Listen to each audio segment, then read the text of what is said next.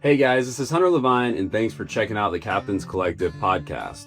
Brought to you by Skinny Water Culture, Turtle Box Audio, My Captain, Yeti Coolers, Florida Fishing Products, and the Drifter Fish Club. Today we're rolling out a new format of podcast that we're calling the Drifter Roundtable, where we're taking some members from the Drifter Fish Club and having them share about their experience, their insights, and things that they've enjoyed at their time on the road. In this episode, we're in East End Lodge in Grand Bahamas, and some of the drifters sit down and talk about what their week was like chasing bonefish and occasionally chasing some permit. Also, don't miss my episode with Cecil, who co-founded East End Lodge. He has a great perspective and shares the story of the lodge and how Hurricane Dorian impacted their community. So make sure to also check that episode out. If you're enjoying this podcast, please help us out by subscribing and sharing with others. And if you're interested in learning more about Drifter Fish Club, head to www.drifterfishclub.com. I really hope that you guys enjoy this conversation and get a little bit of an insight of what it's like to be a part of the Drifter Fish Club. We hope you enjoy. Thanks for listening. This is the Captain's Collective. All right. Well, hey, this is our first ever Drifter Recap podcast. Joe's been on a few trips with me, and we should have definitely been doing these the whole time as a way to just kind of capture some of our trips that we're doing together as a club.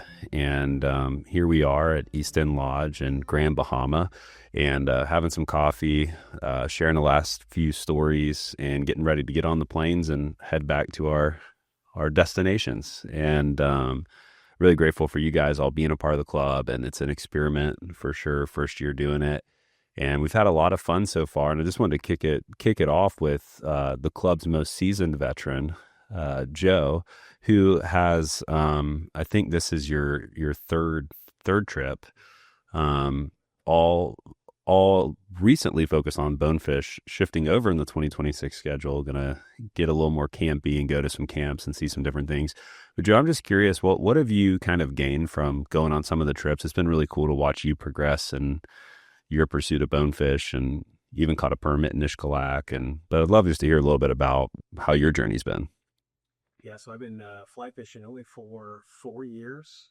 And the old adage, you never want to be the smartest person in the room. If you are, you're in the wrong room. So how can I grow as an angler? It's coming on trips like this and pushing myself. When I started fly fishing, I did a little bit of saltwater fishing down in southern Alabama, on the Gulf of Alabama, some Florida.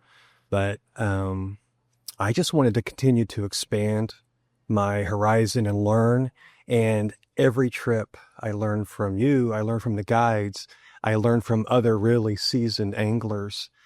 Even this morning at breakfast, I was asking questions about, how to clean your line. And I was asking Brooks questions about some of the flies he was tying. So what have I got from this? Learning. And and I'm not going to learn if I just sit home in Indiana and watch YouTube videos, which I'm really damn good at. But, so yeah. Yeah, there is something about going, and I think it was fun because, the first time that we went to Soulfly Lodge in Berry, Bahamas, we had a cold front come through, and that fishery is a quality, not necessarily quantity fishery. That's their words, not mine. And, lots of good size fish, really evolving permit, kind of pursuit over there with Travis Sands and those guys that are really dialing that in. And, I remember the first one, you were working really hard. It was windy, of course. Cold fronts also have a bunch of wind in the front of them. You weren't necessarily casting. I don't think we had any mudding fish. We weren't throwing into the big, mudding schools or anything. And so it was really technical weekend. It ended up being a really technical weekend between the weather conditions and just the fishery itself. And you finally hooked one, and then it got sharked, which was such a bummer. Had a few break-offs. I was with you. You got to kind of get used to setting the hook and letting them run, not applying too much pressure. And I remember you had kind of had a conversation one night, and it was you were talking to your wife about, it's like going on a fishing trip and having days where you don't catch fish, and some people, they don't understand that because they just want to catch a ton of fish. But for you, you've always been known, and I've always had the guide say things to me about somebody who wants to learn. And then, you had that, you put in some dues there in the Berry Islands, you went to Ishkalak, kind of made up for lost times. Mm-hmm. And then now you're on this trip and you've progressed. I got a chance to fish with you one day. You've progressed a lot as an angler. and you've seemed to have a lot of fun along the way. What advice would you give somebody who is new to bone fishing, new to any type of particular fly fishing, about how do you enjoy it and try to get the most out of it at the same time? Yeah, just having an open mind, not getting too discouraged. I had a I had a really rough morning yesterday with Mike Free. Mike got up, caught a 7-pound bonefish. My turn on the front, and things fell apart. Mm. My back cast went to hell in a handbasket. But I just kind of stayed positive, and the guide, HB, was really good about just slowing things down for me, putting the boat in a little bit better position. But myself, I just had to just like slow down and think about my casting and my presentation. But I think just like having a good attitude, like, at work, we hire for attitude, we train for skill. So same thing there. I just always want to have a positive attitude. And I try to, when my boys, my family members or friends or boys get really down on themselves and are in a tough spot, you just want to revert back to attitude. Like, hey, just have a positive attitude, sit back, have a cold beer on the boat, take a deep breath, and kind of reset your frame of thinking. Mm. So that's what helps me get through. And yeah. Yeah, one of the things that's interesting is, we're still a year into the club model, and, people hear about it through the podcast or through a friend, and then they come and check it out. And I think that right now, most of the people in the club are, what they would call, in at least, the market, early adapters, people who are willing to try something first. And I was curious for you, what have you been most surprised about out of the club? Like, what's something that you've enjoyed or got that you didn't necessarily expect when you first signed up? The quality people that are in the club. I know we got 25, 30 club members, maybe even more than that. Yeah, we're almost up to 40. Yeah, every person that I've met, whether it be someone who's thinking about or someone who's been like a founding member as long as me, every person is just really great folks to hang with, to fish with. I haven't felt intimidated at all. I know that like Wes is and Matt and you are just really good, fly fishermen, but you guys have always been just so welcoming and helping me learn. So I think, not to ramble on too long, it's the quality of people that are in the club. Everyone is just so nice and so open to taking over my dumb rookie questions. So yeah. I think everybody gets along super well, and it's one of the things that I've been surprised about is how diverse it is. Like, our age span is really diverse. Like, the average age is a little bit younger than what a lot of, I think, groups of people that travel around in these lodges are. And then, but also, like, we have 3 countries, 17 states, couple decades span. I think the youngest member is 23. He's working so hard. We're just trying to convince him to travel more. And it's been cool to see so many people with so many different backgrounds get together and kind of, I think come with the same mindset of like, I want to make friends. I want to have fun. I want to learn, experience these places. So that gives a good transition over to Matt, who is on a guest pass. This is his first trip with us. And he came with Sam and Wes Talon. And I was just curious, like, what did you enjoy about this experience and this lodge and fishery? Yeah, I've never been out of the country. And so for me, like, I've always wanted to get out and kind of try new fisheries, and getting a group of guys or people that want to get together and do a trip like this. The logistics of putting it together are extremely difficult. Everybody's schedules are just so busy nowadays. And so it was enjoyable, nice just to be like, have it all kind of catered to and set up for us to be able to get out there and enjoy like a new fishery. And first time being out here and seeing the class of fish that we saw during this trip was pretty spectacular, and the amount of fish. So, yeah, really just enjoyed my time here for sure. And I know you've done some tournament fishing in the Keys, and so it's not your first time being in this type of water. Like, you're from the Tampa Bay area, which has some beautiful white sand beaches, and everybody jokes about Tampa Bay redfish being a lot like bonefish, good bonefish practice. And then you've done some fishing, down in the Keys. But like, what really stood out to you about coming here the first time? What kind of popped? Yeah, I mean, I'd say just the amount of shots that you're going to get here versus, being in the Keys. Um, lots of the 2-3 pounders, but throw in the mix, like maybe we must have seen yesterday, like 10 to 15 fish that were like 7 to 10 pounds. So just to get those shots and those opportunities, and kind of figure out what those bigger fish, those are a tougher fish to catch for sure. And kind of like hone that in with the guide. The guides here are just super nice, patient, accommodating. And so, yeah, they've done like, it's just a world-class fishery over here. It's awesome. And we had a few double ups, which like I've been on like one of the things that I like to do on the trips is like I try to like pop around and fish with different people, if I've never fished with them before, or, it doesn't always work out numbers wise, but, we were out there and I was like, oh, it's the perfect opportunity to get to know Matt and like talk to him, spend a day with him. And we're out there and I think we had like three double ups, which is always super fun, like trying to like manage all the line and stuff. And then unfortunately I had like the most gnarly shark incident that I've had so far, which I was a good fish down. Yeah, it was like my best fish I hooked here. Probably it's hard to tell because it's hard to know if maybe the fish was just running really hard because it wasn't as big as I thought, but because there was a shark behind it. Like that's got to be some sort of factor to the pull there. But like seemed like a really good fish and stepped down and heard you and Walter just like, oh, and I look out way out there is like two sharks just going nuts. So we didn't see those sharks or anything, just kind of came out of nowhere.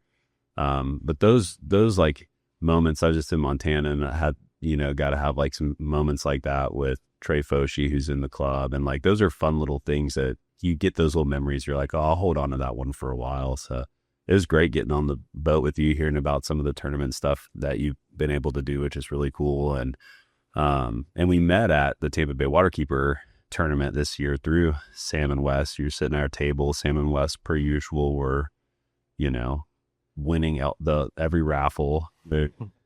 That's like the joke in the club. I think, we raffled one membership and Sam won it. And then she came in and started winning like electronic duck races that we do at the club and stuff and all that. So the last one she won, like Google Hangs kicked us off, and so only half the people got back on. And I sent her a video of like her duck crossing, like with like 20 something other ducks, like all competing. But yeah, I love those memories. Like for you, like as you start to open up, like this is your first time fishing outside of the States. Like what to you, like as you fly back home, what are you wanting next? Like you want to come back to the Bahamas? Is it like making you want to get outside and just keep going to new places?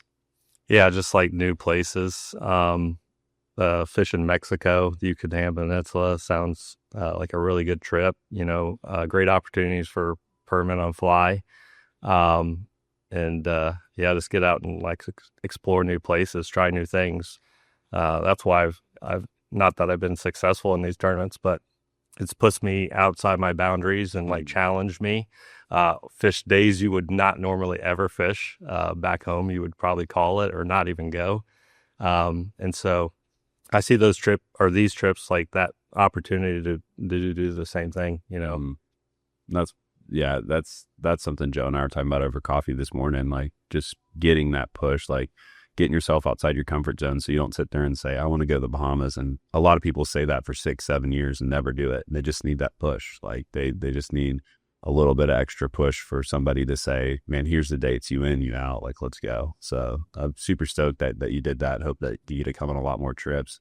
Another first is, we have our first couple to come on a trip, which is really exciting because the fun story, we just released a podcast with Sam, who she works with FFI Women's Connect, and Chase and I, who are both very creative people, but not always, necessarily like, we're much better at conceptualizing than like running all the simulations of how things could go. So we're at the Skinny Water Culture Christmas party, and we really wanted to like give something, even though we had just started the club, and we're like, we're going to like raffle a membership, and Sam wins the membership, and we're like, oh, like the club is unintentionally a lot of dudes. Like we need to just like make sure like she understands that. And I got to know Sam, and I was like, this is the perfect person to come in and be like the first woman in the club, because she's working with FFI trying to help women get into fly fishing. Like, our intent with Drifter, there'll always be certain trips that will need to be gender specific just because of accommodations and stuff. But like, I have 2 daughters. Like, our intent with the club wasn't to be just like some big boys club or something like that.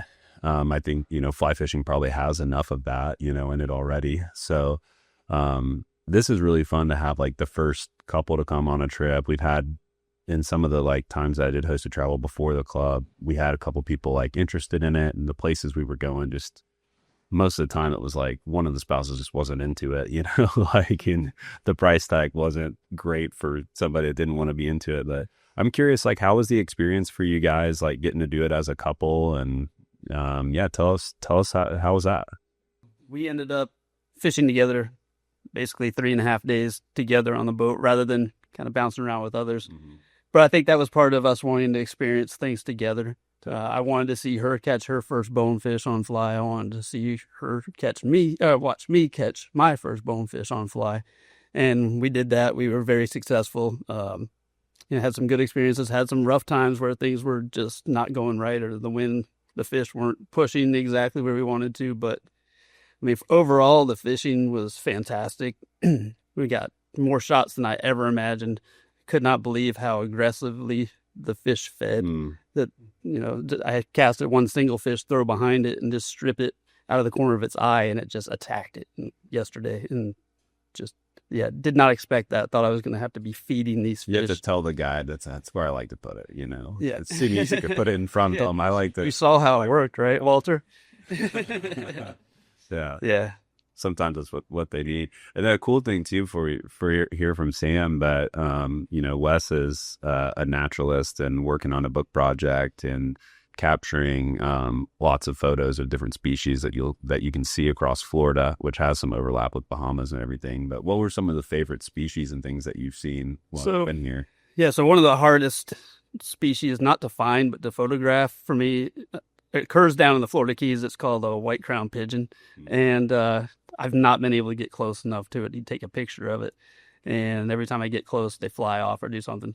Well, I wasn't expecting to see so many of them down here, so that was kind of cool to see this bird that I thought was pretty much just endemic to the Keys over here in the Bahamas, and maybe storms and climate change and things like that have moved them over here. I don't know how long they've existed over here, but the best bird for me that I found was a Bahama wood star. I was not totally expecting to see it, but it's a small hummingbird, real bright purple throw. It was really cool, right in front of our rooms where we're staying out here in the Firebush. So that was kind of cool. And just seeing other wildlife around, even from the crabs on the seawall. And yeah, what were those crabs again? They're real shy. I think they're called Sally Lightfoot crabs. They're much bigger than anyone I've ever seen before. So I don't know exactly the species or anything like that, but they live on the rocks and basically just eat anything they can find scavenging on the rocks. But they're pretty cool. Some of them are bright red and just real big crabs. So it's kind of neat to see that. And lots of green herons too, which, you were really influential in me picking the green heron for my arm sleeve with Casey Anderson. Oh yeah. They're just such a cool bird because they will use tools to lure and attract small bait fish. Yeah. And we saw a bunch of them kind of running around the old dead mangroves that had all the saltwater intrusion and stuff like that. Yesterday we made a long run and saw a ton of green sea turtles. They were just everywhere on the flat. That was very cool to see. Yeah. Sam, how is it for you? This is a historic moment because this is the first lady to ever. Well, that's what we should all call Sam, the first lady. But the first lady to come on a drifter trip. Yeah, the first lady to fly fishing. But yeah, how's the experience been for you?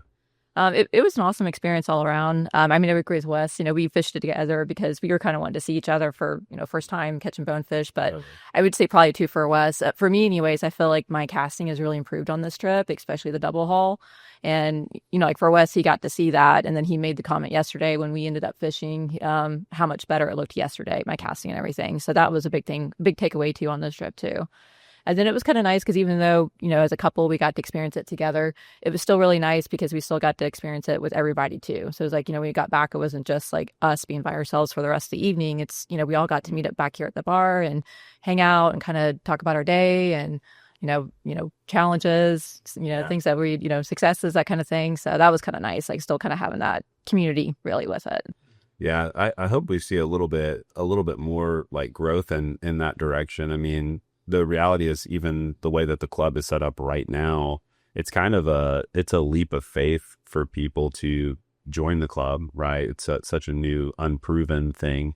And then, I think it is a big leap of faith for women to sometimes come in these spaces because, if you have, we had, I think, 14 people here at fishing total, and you were the only female angler. Not that there aren't female anglers. There's so many female anglers that are doing amazing stuff.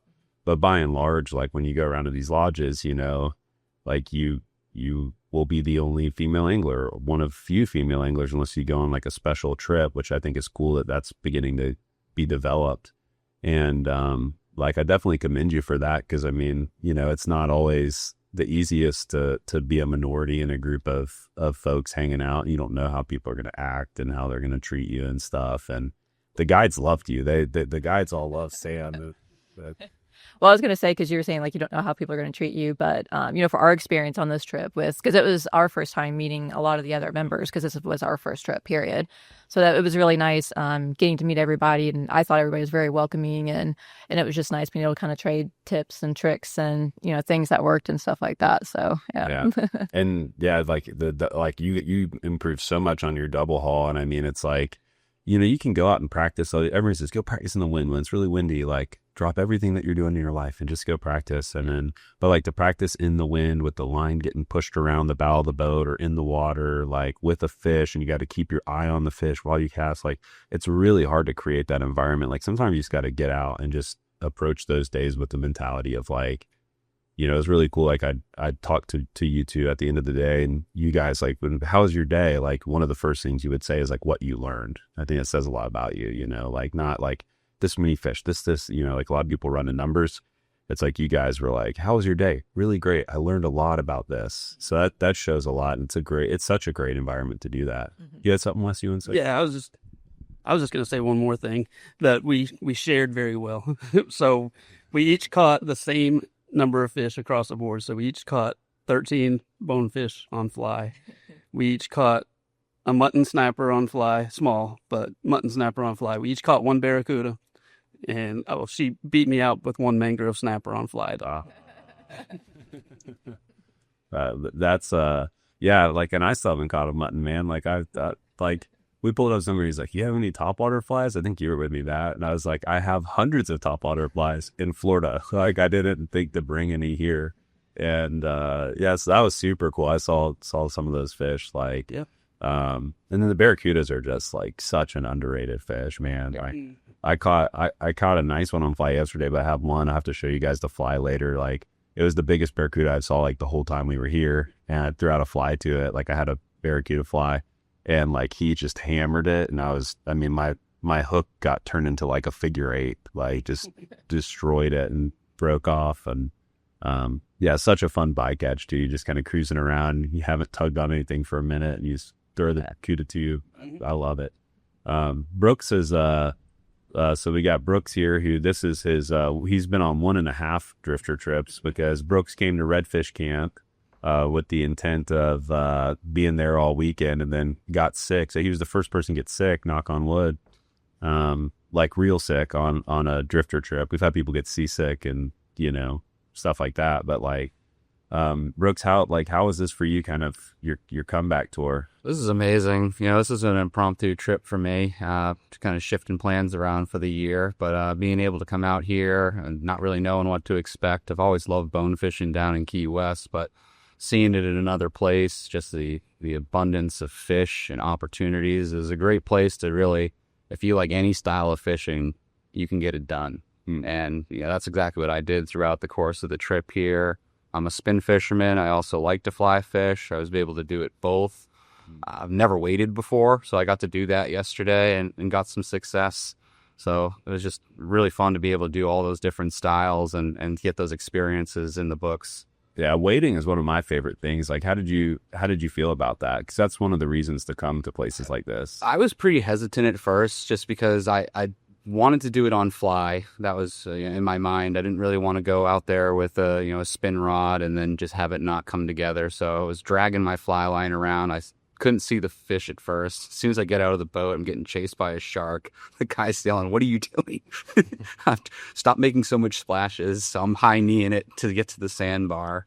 So I finally get there, and I don't know where he's talking about where these fish are. He's like, "You need to get up high." So I get to the highest point as the tide's coming out, and I finally locate the fish.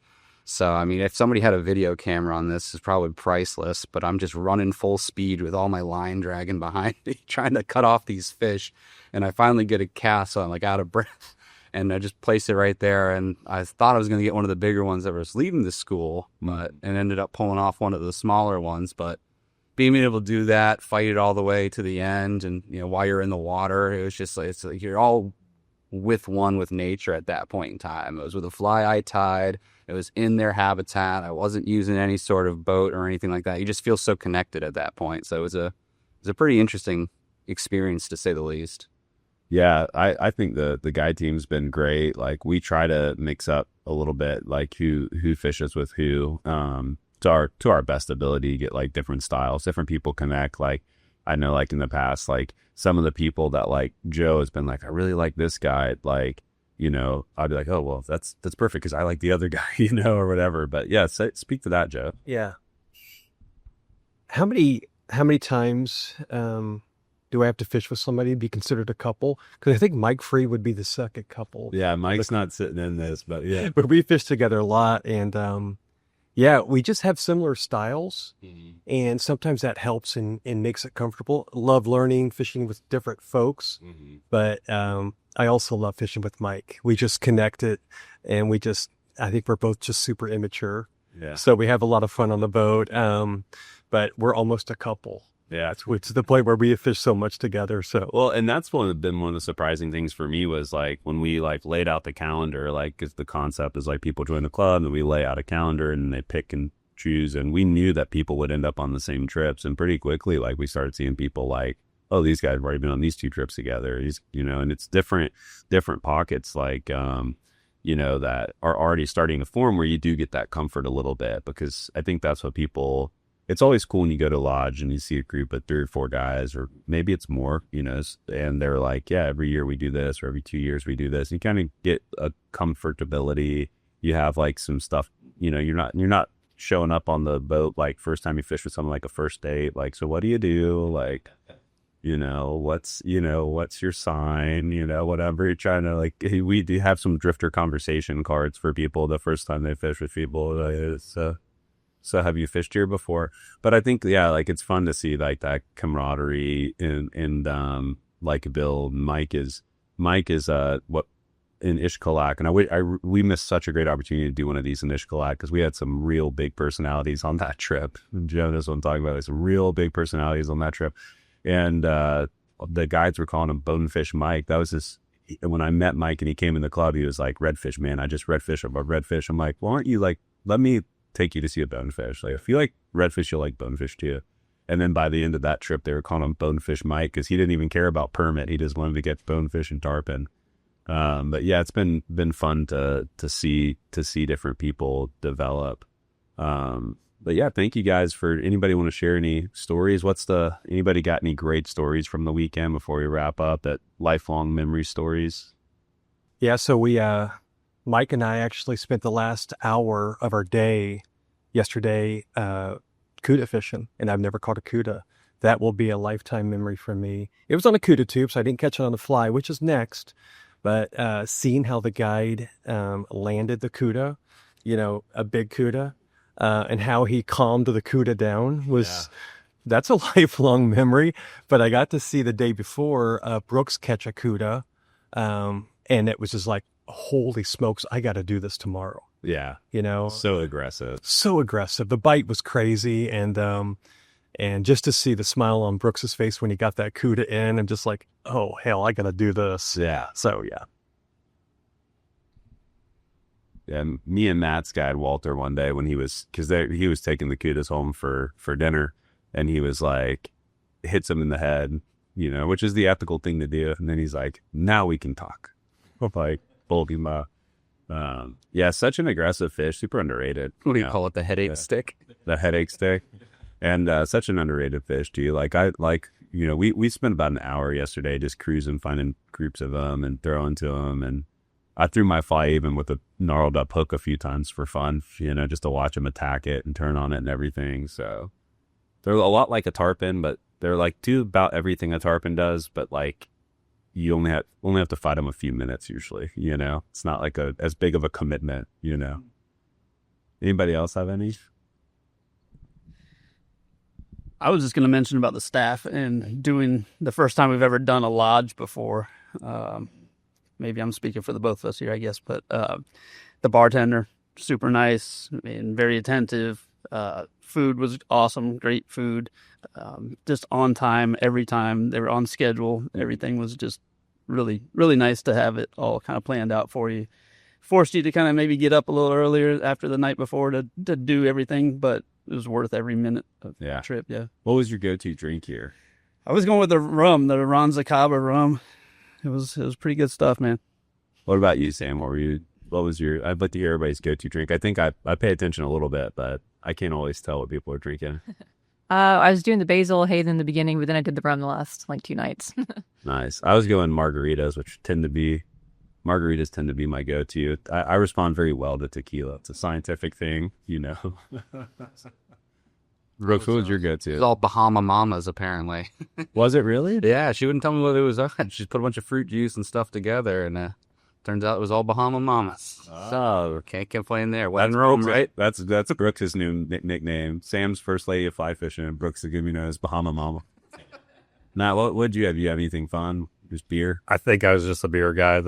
What do they call it? I respect that. Or Kalak. Kalak. Yeah. I think it's Kalak. And, but yeah, mixed it up a little bit and threw a margarita in there. And finally got to bring the flask and bring some bourbon along and share that with Joe.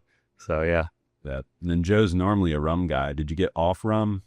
Joe's a rum connoisseur of sorts. I am. Shout out to my Frigate Reserve guys. So yeah, I saw the Basil Hayden because I think Sam got one, and I'm like, ooh, they got Basil Hayden. So I quickly switched from rum, and they've got some good rums here. But Basil Hayden was my go-to. Yeah. And then I left my flask. I normally bring tequila, my little Yeti flask, and if you have a big celebratory moment, you get everybody to take a tequila shot. And like I said, I respond well. I'm more focused. I'm more intentional with what I say and how I speak. At least that's what I think happens. I don't know. But thank you guys for hanging out and just having some fun. Great weekend. A couple of the folks aren't on the podcast, but just have a few of you guys sit down. One of my buddies, Joe Clements, came on. I got to see him catch his first bonefish. Got to see him hook one, lading day one. We just kind of went out this flat together when you guys all took the boats out, and it's really I love watching people just from Joe had never seen a bonefish, and we walk out on this flat and it's just loaded. It was like more loaded than I think any of the flats that I pulled up on really before the rest of the trip.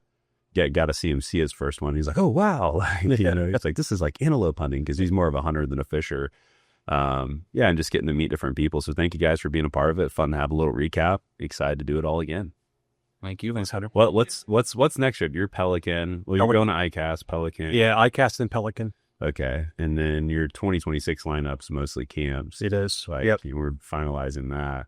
Running it back with Joe for the Pelican. So I'm excited for that second week crew with the personalities I've met from Redfish Camp to this. I think we're going to have a heck of a time. Yeah, that I saw a couple of the Redfish Camp guys are on that back end. That back end one. So I think Bobby Doran's coming. So he's a hoot, man. He's so fun from Puerto Rico. And then I don't know if y'all picked your next one yet, or ICAST. Yeah, we're gonna do ICAST. Yep. Yeah, and then we got to get y'all over at some point to do some Louisiana red fishing or something fun like that. Get some big reds in the mix, but and then Matt, we'll see. Let's see what's on the maybe Ishkalak. Yeah, Ishkalak. Everglades is definitely on my radar. I try to go to the Everglades every February, so it's just perfect that you are going to set that up in February and go with Brian. I think that sounds like a pretty awesome trip right there. Yeah, I'm so excited to fish with Brian Esposito and the team he puts together. Like he's currently working on it right now. It's going to be awesome. But yeah, thank you guys. Thank y'all for hopping on, and we'll finish packing up and head home. Yeah. Thank you. Thanks, Hunter. Thanks. Thanks again for listening to the Captain's Collective. We hope that you guys enjoyed that special roundtable episode. If you're interested in learning more about Drifter, head to www.drifterfishclub.com. Also, if you'd like to learn more about the behind the scenes of Drifter Fish Club or the Captain's Collective podcast, you can check out my writing at Substack. Head to substack.com and search my name, Hunter Levine, and we hope that you guys enjoyed. Thanks for listening.